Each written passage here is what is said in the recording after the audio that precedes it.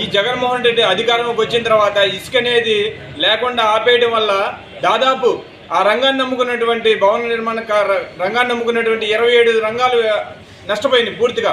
దాన్ని నమ్ముకున్న కంపెనీలు కానీ, అలాగే వృత్తి కూలీలు కానీ, దాన్ని నమ్ముకున్న కన్స్ట్రక్షన్ ఫీల్డ్లు కానీ, ఇట్లా అన్ని విధాలుగా ప్రతి ఒక్క వ్యక్తి కుటుంబం కూడా చిన్నభిన్నం అవడానికి కారణం ఈ వైఎస్ జగన్మోహన్ రెడ్డి.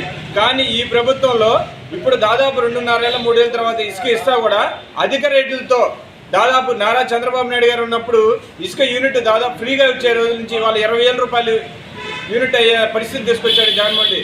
కాబట్టి ఏంటంటే ఇసుక రేట్లని తగ్గించాలి, ఉచితంగా ఇవ్వాలి, ఇల్లు కట్టుకునే వాళ్ళకి ఉచితంగా ఇవ్వాలి, కంపెనీలకి మామూలు ఇండస్ట్రీలు కూడా వాళ్ళ తక్కువ రేట్లతో ఇస్తే ఏంటంటే అన్ని రంగాలు అభివృద్ధి చెందుతాయి, ప్రతి కుటుంబం లబ్ధి చెందుతుంది. కాబట్టి జగన్మోహన్ రెడ్డి ఏంటంటే ఇసుకని విధానాన్ని పాలసీని మార్చాలి.